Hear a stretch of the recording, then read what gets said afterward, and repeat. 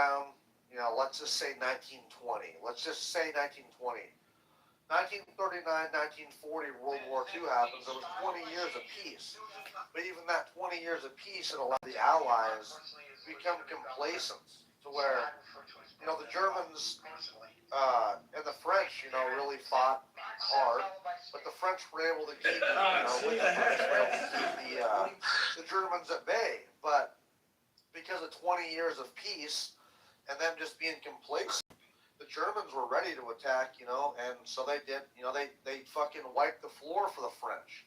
And they just got complacent. And the Allies got, so confused, and they were fighting terribly, they couldn't decide on anything. And so it was just a miracle they weren't, the whole, British Expeditionary Force wasn't wiped out at Dunkirk. It was just kind of a miracle, that the war was literally almost lost because the Allies couldn't get together and decide on what they wanted to do. And they didn't want to believe it. Well, now we got 70 years later from World War II. And I'm afraid what that Persian guy was saying is really true, man. Europe might be lost. These people do not share the same values as us anymore. And they certainly don't appreciate the value that we offer. Let's look at NATO. I mean, spending. We're number one in NATO spending, but obviously Poland is doing pretty good there too. But like countries like Germany, man, I'm looking at for military spending, for personnel, for equipment contributions. They're not doing very good. I love the German spirit. I think the Germans are great, but they have to contribute more. The French have got to contribute more and take this shit seriously. The people in the British have got to take this seriously. And luckily, the Polish are starting to take it seriously. Luckily, because of Russia, somebody's hot micing. Maybe you're hot micing. Luckily, because of the Russian threat, the Europeans are starting to actually take it seriously. Germany's number one arms manufacturer, Rheinmetall, became the number one arms manufacturer in Europe because they're taking the Russians seriously. But, it's just fucked up. We came to the rescue twice. Not saying by ourselves, but we came to Europe's rescue twice. And when we asked them for a favor in return, they don't want to do it. They get cold feet. And so I'm really worried. What if we had to face a unified Russia and China? What if we had to face a unified Russia, China, North Korea, and Iran? Are we going to get our shit together and agree that they're even a threat? Because we can't even agree on that fact. We got the Canadians that think the Chinese are better. I'm not lying. A lot of the Canadians are cold. It's fucked up that we don't even have our ideology right of who's the enemy and who's not. A lot of them think we're the enemy. So I really worry about what's going to happen in the future. I think we're going to be alone. I really do. I'm scared, man, about that shit. Because the Europeans don't want to take it seriously. So anyway, I'll land. Thanks, guys. It's hard for the Europeans to take us seriously right now when, instead of asking them to be allies a lot of the time, the president crapped on them and then tariffed them into oblivion. Right? Which turns out legally, it was a tariff he's not even supposed to be using. Marshall, that's your opinion. And no. It has to do with the base sales principle, which is you don't insult the person you're selling shit to right before you ask them to say yes. Well, also, I would say, that's why we differ in opinion here, because I would say that the Europeans, our allies, were taking great advantage of us. In what way? We're taking it. In what way? NAFTA was allowing them to send in their products for free, without any fucking. A deal we negotiated, and Trump renegotiated himself under his negotiation was making Mexico and Canada take advantage of us. Exactly how. I'm going to pump the brakes real quick because it was Mountain's turn to speak. So Mountain, if you want to keep the dialogue, you can. If you want to go back to what you were saying, you can also do that. No, it's all right. I'm about finished. Marshall's always got a butt in and stuff, but I'll finish with this here, okay? Yes, we have globalists in our government. Yes, Marshall, We have different people in our governments, different ideologies, different presidencies. And so one president comes in, Bill Clinton signs NAFTA.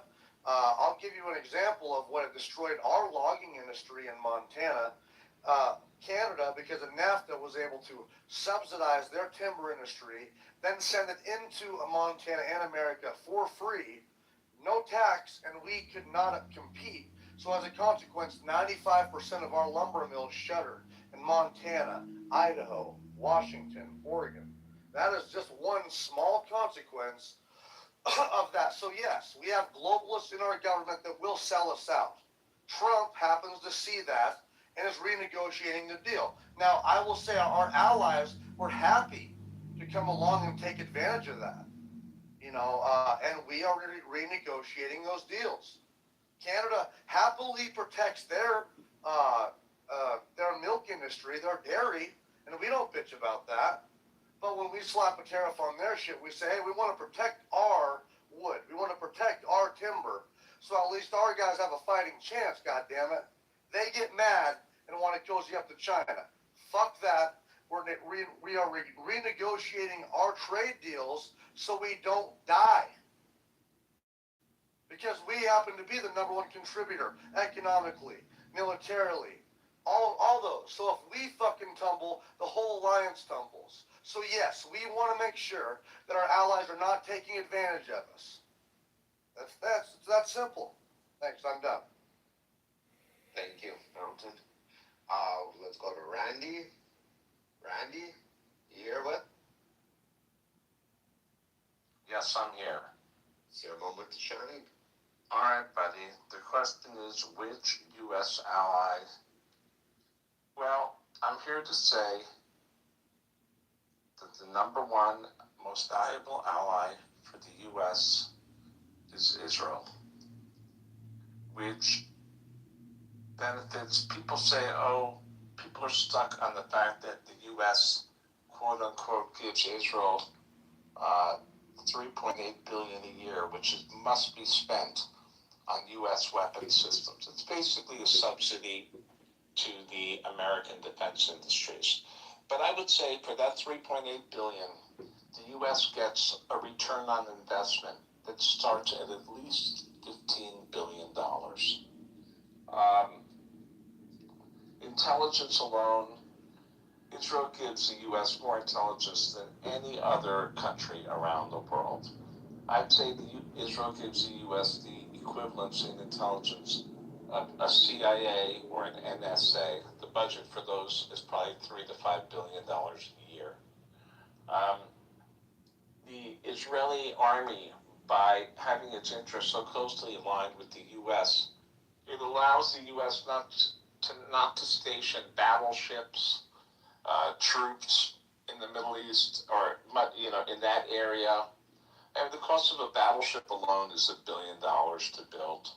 I could go through it. The return, all the technology that Israel buys, they make billions of dollars of improvements all the time. When they fly and utilize U.S. planes, after every mission, at the end of every day, they are in touch with the manufacturers in the U.S., making improvements, sharing data. The U.S. Army, before they deploy anywhere in the Middle East, they go to Israel for training. So I could do the math, and there's people who've done the math. U.S. gets about $15 billion a year in intelligence, technology, improvements, etc., military information from Israel. The countries, their interests are aligned. There's really no daylight between their goals. So to me, it's a no-brainer. Not to mention moral support, mental support, cooperation among universities, technology, sharing information. I can't think of another country that comes close. In the 20th century, the quote-unquote special relationship was between the U.S. and the U.K.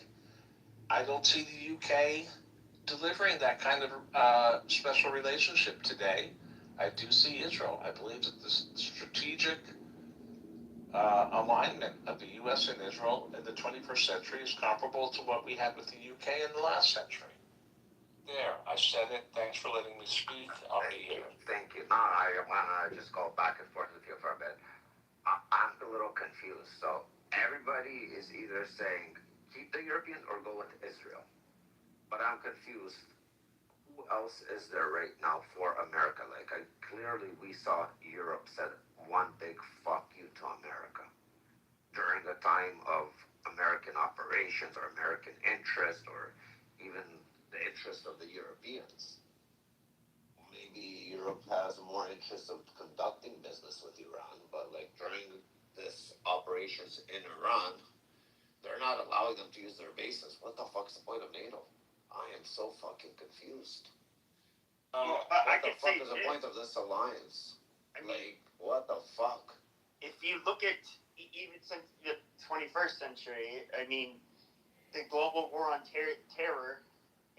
Israel's a small country; they can't send their troops, and it would be a fucking disaster for them to send their troops anywhere in the Middle East. But I mean, at the end of the day, who is it that fights alongside the U.S.? It is the Europeans. Like we are basically inseparable from each other. We are basically what was a European outpost. We became, the leading, empire in the world. They Right, are. you just got a middle finger from the European nations. When push comes to shove, though, they Nah, are. what are you fucking We've always joking been brothers. They're Years ago, literally bro, they're the Are same you people as us. joking me? Dude, you're crazy, bro. You're changed, man. Are you Pepe, Pepe? Are you speaking from really? What? experience? Yeah, like what's with you? You understand? Are you a big shit to America? Europe For is no everything longer that what you think it is. Yeah, but for they're pleasing their population. You understand that their leaders are doing what pleases their population. As in, clearly you see their population doesn't stand with America. So when they make a decision like this, it's for them to win the next election. It's to please their people. You talk about the clearly- Strait of Hormuz. I would have I'm talking about the European leaders, how they gave America during like we all know what Iran is. The European leaders, they're not stupid. They know who Iran is. Like Pepe, if you on Clubhouse know what fucking Iran is, I can bet you those leaders know 10x what you know, and they know how bad Iran is. But to the fact that they have that population, as who spoke earlier, before that Europe is gone, and that they're pleasing their population over the interest of Americans? Are you this blind to say you're still I don't think that's what's America? happening. I don't think What do that's you mean what's that's not America.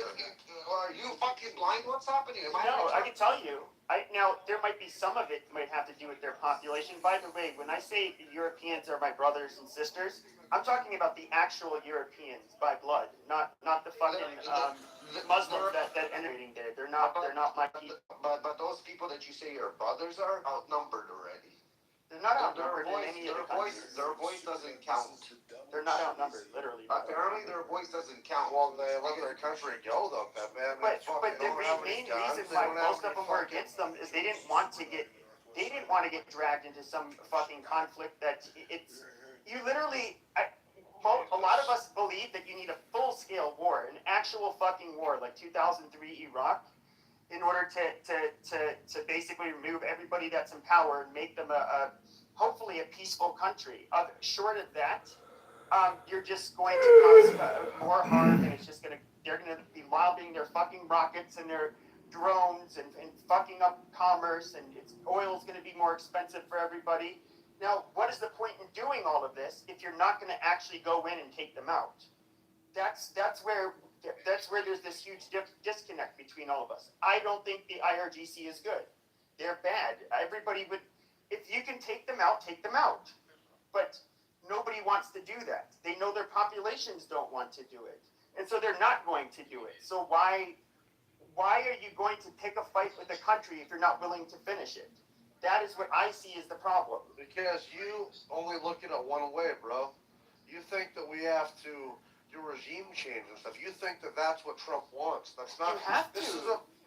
No, this is a. How else fluid do you think situation. they're not a threat? Well, you decapitate the fuck out of them. We did take- decapitate them. They're still Well- a fucking terrorist state. Well, that's yes. That's probably always going to be it. And anybody who replaces them, Pepe, is probably going to be worse off anyway. No. Just look. But listen, well, you might think that, bro. But I'm just saying, man, like, I'm looking at Syria, I'm looking at Libya, I'm looking at Iraq, I'm looking at Afghanistan. It doesn't have a great track record, so don't fucking tell me no. Okay, it's not replaced by a better person. Okay, so listen to me. I don't think they're fucking ignorant to this fact. I think he wants to decapitate these people. But Listen, Iran is probably the listen, best country in the Pepe, Middle East Pepe. to not have a terrorist rule over it. That's- Because they're majority Pepe, secular. Pepe, No, it's a Pepe, majority Pepe, secular. stop They're a lot interrupting different from me. the fucking Arabs. Yes, Stop Pepe, interrupting right. me, bro. Stop. I don't believe that. I think a place that we're actually pouring our money and resources into is a place like Egypt and Turkey and other Those places. countries are stuff like far that. more likely to stay Muslim, Well, like hardline Muslim. that Than they might- anything. that- Turkey's leaning that Listen, way. we are not probably going to get rid of the Muslims. That's not what we're trying to do. We're trying to get rid of the mullahs. And Yes, I, and with their Iran fucking- is the number Would you one stop country to interrupting get me, rid you of gay the faggot, mullahs. bro? God damn it! Stop you're too interrupting stupid me. to understand. Dude, Pepe, stop Hey, interrupting me stop, because you're gay. stop. Stop it. Yeah, one mic, Really? guys, one mic, okay? Every time, bro. Like I get that you're gay and entitled, but not with me, All bro. right, you fat Okay, fuck. all right. Sorry, you can say your shit. as the token entitled gay, I'm gonna go ahead and steer this around because Rafi teed it over to Pepe, and then we got into a Pepe conversation. We need to finish PTR because there are people who have been waiting, and it's rude as fuck to not. When we're done with the PTR, we'll have the open popcorn conversation. I think Green Living was next. Rafi, is that where we left the PTR? Correct. Yeah, Randy had already left, so. Okay. Well, I agreed with a lot of what Mountain was saying about other countries, especially Europe right now. It's turning into a shit show. But energy is what this war is about, clearly, because Venezuela, their oil. Ukraine took their natural resources, or the precious resources. We're taking their stuff. And now you're dealing with Iran being Iran since Jimmy Carter. I think that Iran is causing a significant amount of terror and frustration across the. And if we don't fix that first, we don't fix anything. And to think that Israel isn't an ally when it's like one of the only democracies in the middle of the Middle East, and how do they rule there? What an mess. I thought we were a democracy. So they've been an ally, and again, like what Randy was saying, the money that they get, they have to spend on the Iron Dome, on these technologies, which are what? Owned by the United States of America.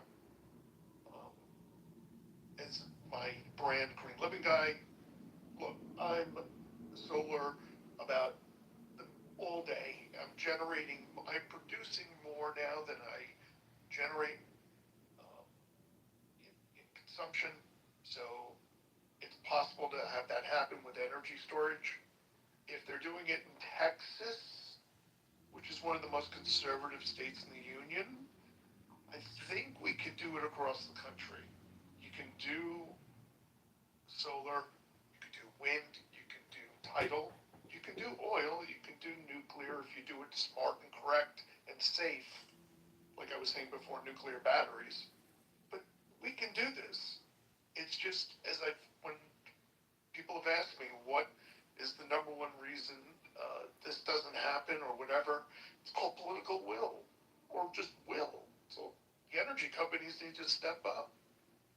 They need to produce more batteries in the United States with ExxonMobil. Stop being pussies about it. Start stepping up, doing your job, and just sticking to oil, and then fighting every step of the way, but suing. I know I've heard that before with General Motors, why they don't do electric cars sometimes. because it's cheaper to sue because I already have the lawyers. It's the stupidest game. Now they're finally able, General Motors, to make a profit off of electric cars. Since I've been in the game for over 25, 30 years, I've never heard General Motors say that we're profitable when we make an electric car. So we can do this. It's just stepping up political will. We can get off this oil, with all this bullshit.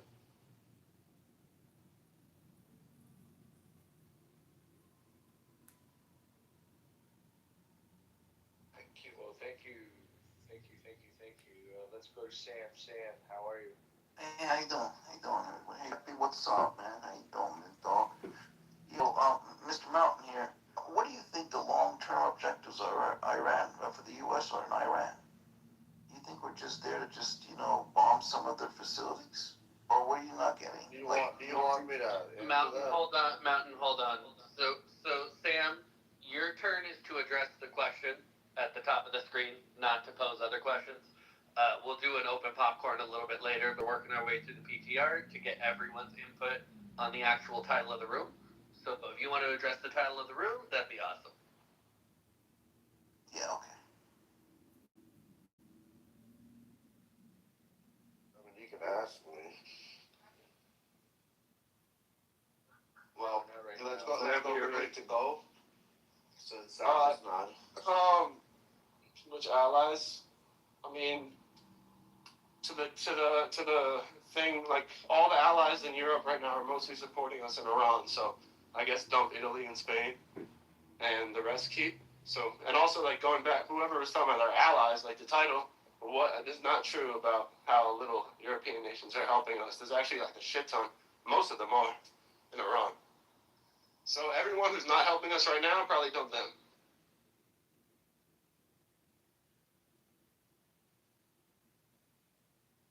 Thank you. We got a new person on stage. Welcome. Ali? Yeah, hey, how you doing? Good. You with us? Yes, sir. It's your moment to shine. Go. Well, should we leave NATO? Yes and no. It's a matter of time and situation.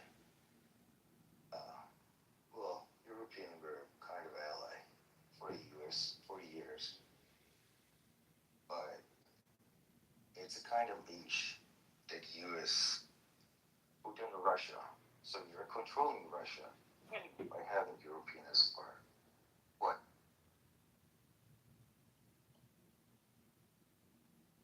Well, having Europe as ally, you have a chance to control Russia, right? But what Trump is doing right now is playing chess with Russia and Europe and NATO situation. Before starting this war between US and Iran, or at the beginning of the war, all the European countries were like against it. They were like, okay, we're not gonna support US. We're not gonna let them to use our bases. Now that Trump starts saying, hey, we gotta pull out 5,000 US troops out of Germany, they're like, oh no, you know what? You can use our bases. Because they know if US gonna leave Europe and US gonna leave NATO, Russia gonna become like kind of more aggressive.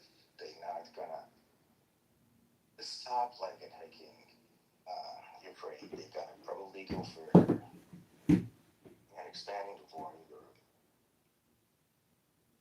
And what Trump is doing, I think, is playing the right part at the right time.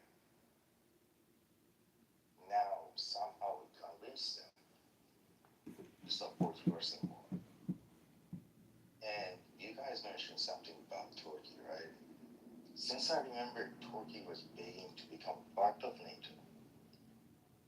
Well, not NATO.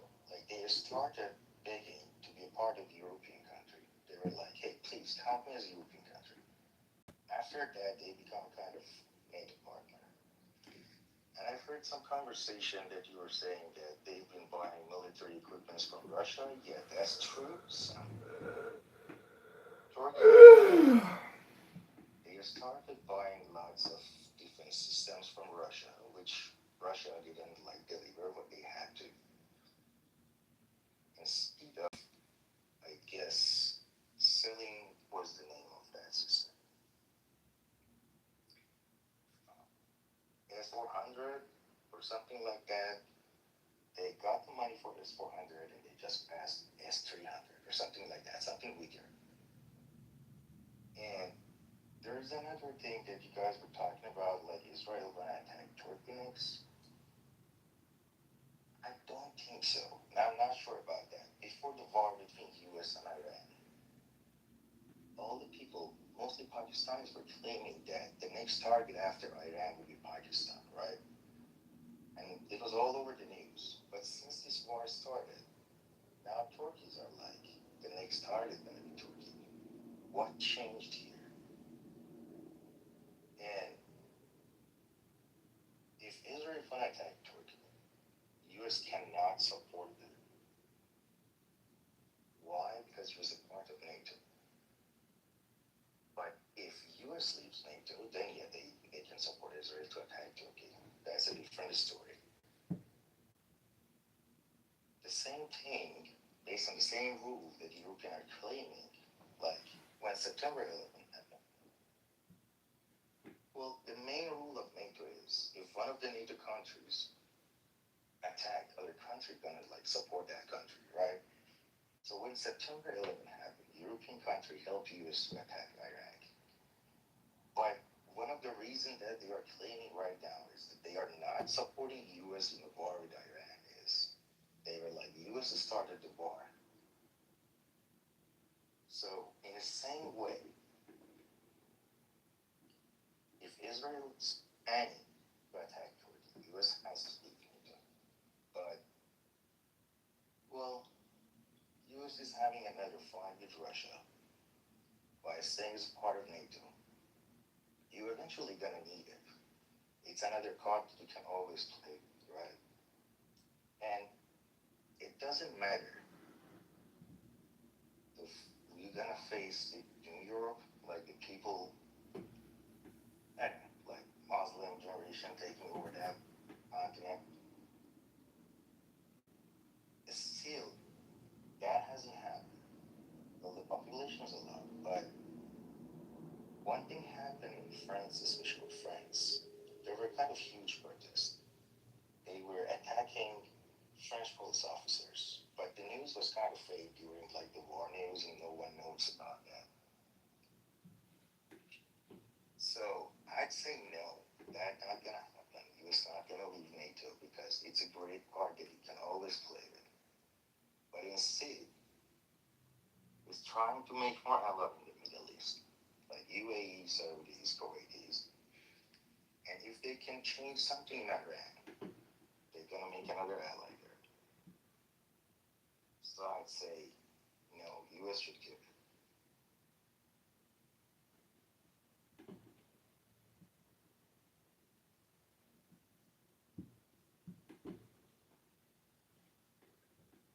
You see, I actually want to hear somebody try to justify that keeping Europe and to keeping this NATO serves and justifies for US to keep spending the way that they're spending. That it justifies US interests because US puts in the most and they get the least out of it. And that's what I'm confused. So, Rafi, I think that's the perfect point for us to end the PTR portion of the room. Go to the open discussion popcorn. What we're going to ask of everybody is to try to still be respectful. We're not going to be doing the one mic policy, but if anybody is screaming or interrupting over people, you will get moved down or you might get moved out. Everybody behave like adults who have some common sense. Hold a popcorn conversation like you're capable. And we can all start talking about what Rafi just asked. Anybody who wants to come up and join the popcorn can. We are not sticking to a PTR, so do not get butthurt if somebody is talking. If somebody anybody is long-winded and you don't like it, the Leave Quietly button is fantastically available. And that's my announcement. Go ahead, Ruff. I didn't even catch what you asked. I said, I don't get it how U.S. puts in the most and they get the least out of this whole NATO thing, and people are still justifying that U.S. needs to be in it. What is the U.S. interest? What does U.S. gain from this? The geography is the most important, at least in my mind. The ability of the United States as a naval power to forward deploy assets around the world is a key, critical, like 1, 2, and 3 piece of how the United States maintains its ability to transfer shit, soldiers, material, and other things all around the world. Europe may be hard for us because they're not helping us right now, but their basing and leasing agreements allow us to project power toward Russia, allow us to project power into the Middle East, in the same way that our Middle Eastern infrastructure allows us to project power in the near term, but also project power in the far term toward China. When we had Bagram, the Trump administration is looking at getting back. Hold on 2 seconds. You were only 4 hours from overflight in China. So that is one very valuable piece that Europeans provide, no matter what their politics are. Okay, sure, for China maybe, but in Russia case, who is Russia more of a threat to? The Europeans or Americans? In this case, The Europeans, but the Americans also they all have their tails between their legs. I'm not saying they don't. I'm saying the Americans have a strategic geographical interest in maintaining basing and leasing agreements in European countries because it allows us to do things like support Middle Eastern bases, which in turn support overflights into China. Right? It's all kind of like a waterfall. It's a lily pad strategy, so one supports the other. So right? they need to be on good terms with everybody to have that one base to work. I didn't say they needed to be on. I didn't say they needed to be on good terms. You asked, like, what do we get out of it? And I'm saying what we get out of it is that. That is up there with the most 1, 2, 3 important things that the Allies can provide us, aside from, like, military and economic help, right? They provide us with this geographical place to support our other military deployments in a way that is very helpful for us and that we couldn't get back if rejected unless we took the land.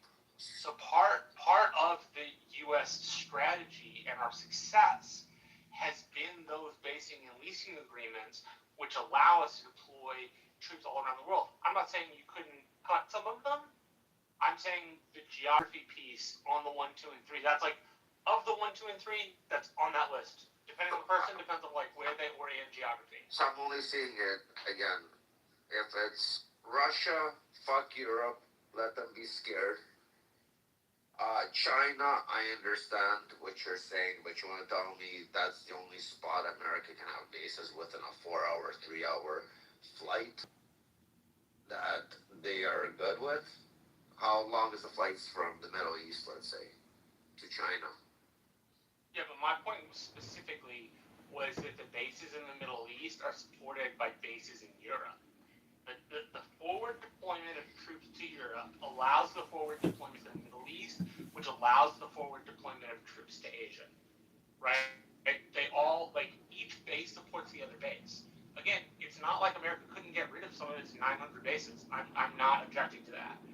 I'm saying geography is powerful. Controlling parts of the world through geography is incredibly powerful. And as a maritime power, since we're not the power closest to home, we have to take full advantage of geography so that we can continue to be the world superpower. If we fail geography, everything else will come down on top of it.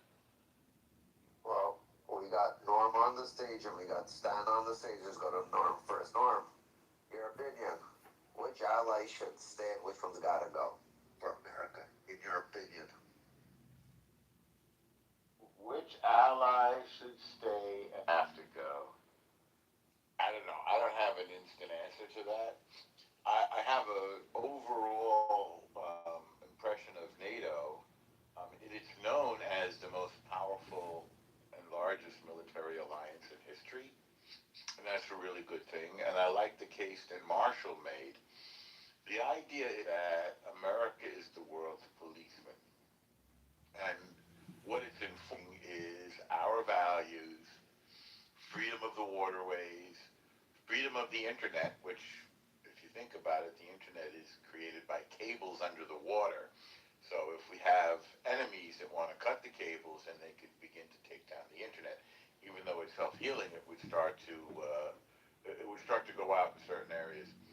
Freedom of the world financial system, freedom of trade, even within democratically run rule of law countries.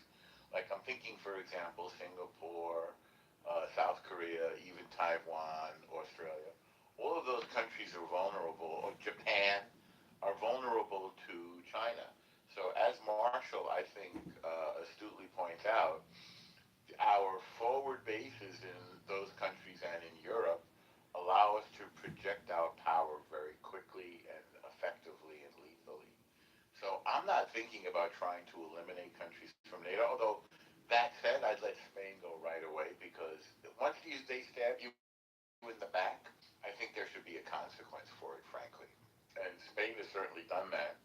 England is on the precipice, which is really sad, which is why the king got his act together and came over here and said, don't worry about this halfwit, Sir Keir Starmer. We have a long relationship, just wait it out. I was just in England for a while. I actually just got back and I'm jet lagged. And I can see that country is sick of this Keir Starmer. They're sick of Labour rule. They're sick of the Labour government. So that's going to fall, I think. King Charlie was saying, just hang in there because we're going to get rid of this jerk. And we're going to reestablish our alliance with the United States. We need an alliance or a network of alliances, a mesh, in order to project our power. So I would be careful about dissolving NATO, but I would definitely punish nations that aren't on board with what we have to do. An example is this Strait of Hormuz thing and this Iran thing. They are on board with this even though they were on board with Iraq. Needs to be, and I think they're going to get on board with this because nobody's going to tolerate the closing of international straits like Hormuz. I should point out to you, under this administration, the Trump administration, we've resecured the Panama Canal. We've just made a defense agreement with Indonesia to ensure the Strait of Malacca. We just made a security agreement with Morocco to secure the Strait of Gibraltar. So that just leaves, there might be some others I'm forgetting, but the Strait of Taiwan is a remaining concern. We have to keep the international waterways safe, or we're going to be in a very different world. But fortunately, the trend has been reversed by the Trump administration, by the projection of American dominance and power. I'd love to hear what other people think about what I said too, because I would say this. You did mention Spain, and It is.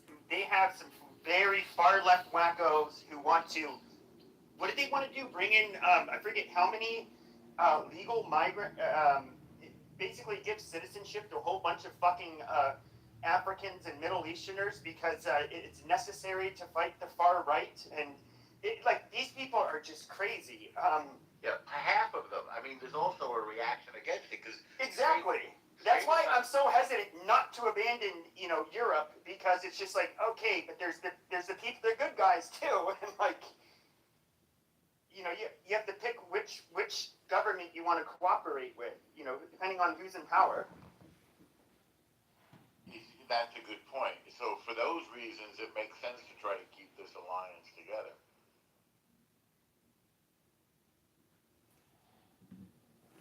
I checked LinkedIn about, and Australia is the number one allies in ranking number one. But last year the Chinese Navy circle around the Australian, the whole country, and Australia did nothing. I think that shows the weakness of the U.S. protection and the weakness of your ally.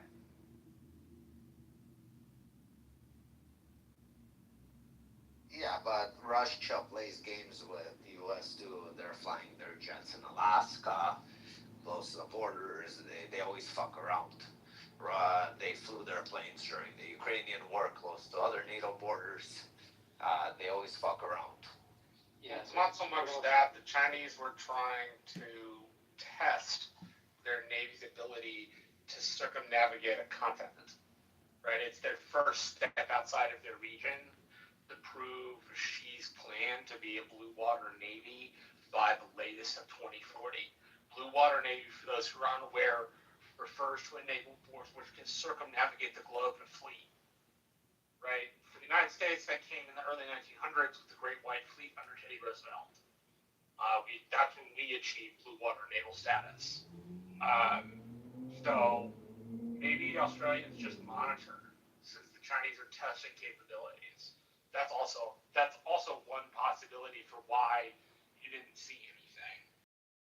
The Australians are observing the efficiency and operation of the Chinese Navy outside of its own region. Well, outside of its immediate region, I should say. I don't think it's just the observing. I think that the Chinese navies and Xi specifically is testing the Australia's resolve.